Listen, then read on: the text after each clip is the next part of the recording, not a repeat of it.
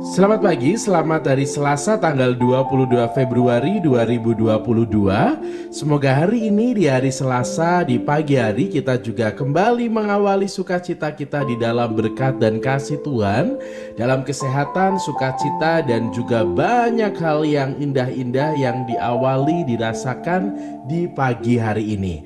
Pagi hari ini kita kembali akan membaca dan merenungkan bacaan Injil untuk bacaan yang menjadi bacaan di Pesta Tahta Santo Petrus Rasul. Hari ini bacaan Injil yang akan kita renungkan adalah dari Injil Matius bab 16 ayat 13 sampai dengan 19.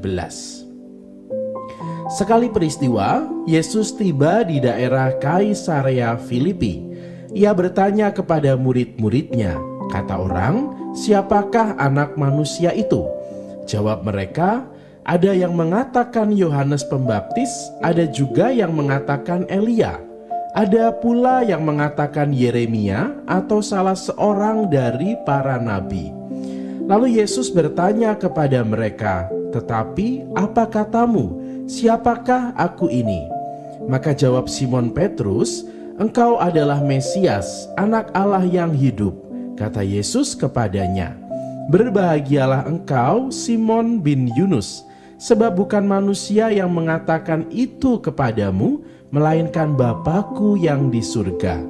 Dan aku pun berkata kepadamu, engkau adalah Petrus, dan di atas batu karang ini aku akan mendirikan jemaatku, dan alam maut tidak akan menguasainya. Kepadamu akan kuberikan kunci kerajaan surga. Apa yang kau ikat di dunia ini akan terikat di surga, dan apa yang kau lepaskan di dunia ini akan terlepas di surga." Demikianlah sabda Tuhan. Terpujilah Kristus. Saudari-saudara sekalian, di dalam pengalaman kita berelasi dengan orang banyak, entah itu di dalam keluarga, entah itu di dalam pertemanan, atau mungkin di dalam relasi-relasi yang lain, di tempat bekerja atau di komunitas kita tertentu, kita pasti akan bertemu dengan pribadi yang lain atau bertemu dengan orang lain yang kalau ditanya apakah kita sungguh-sungguh mengenal pribadi itu. Kerap kali kita memang mengenal, tetapi kita mengenal hanya namanya saja.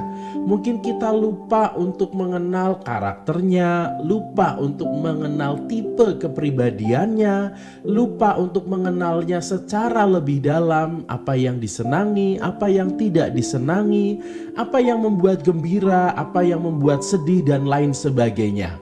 Maka di dalam hidup bersama kita diajak untuk mengenal orang lain, tidak hanya mengenal namanya saja, tetapi juga mengenal seluruh dirinya. Pastinya melalui proses di dalam perjumpaan dan hidup bersama. Hari ini Yesus juga bertanya kepada para muridnya sesudah mereka berjumpa sekian lama bersama di dalam perjalanan, melakukan hal-hal baik bersama-sama. Lalu Yesus bertanya, "Siapakah aku ini menurut kamu?"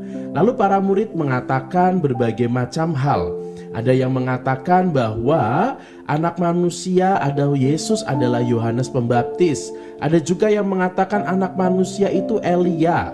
Lalu ada yang mengatakan Yeremia, atau ada yang mengatakan nabi. Maka kalau kita mencoba untuk merenungkan, mereka mengatakan itu adalah katanya, kata orang, atau sesuai dengan apa yang mereka dengar, apa yang mereka terima. Tetapi yang ingin Yesus dapatkan adalah menurut mereka siapakah Yesus.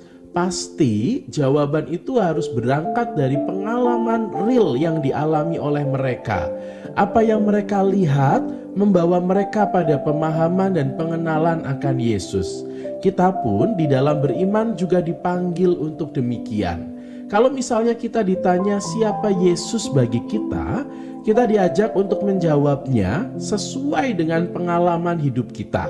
Tidak hanya berdasarkan kata orang, tidak hanya berdasarkan apa yang kita dengar, apa yang diceritakan kepada kita, tetapi berdasarkan pengalaman kita.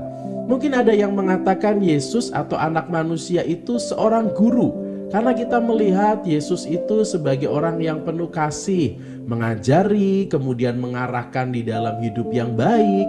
Atau mungkin ada yang mengatakan Yesus itu seperti seorang bapa yang penuh kasih, yang melindungi, yang memberikan kenyamanan, ketentraman, kedamaian, perlindungan, dan lain sebagainya.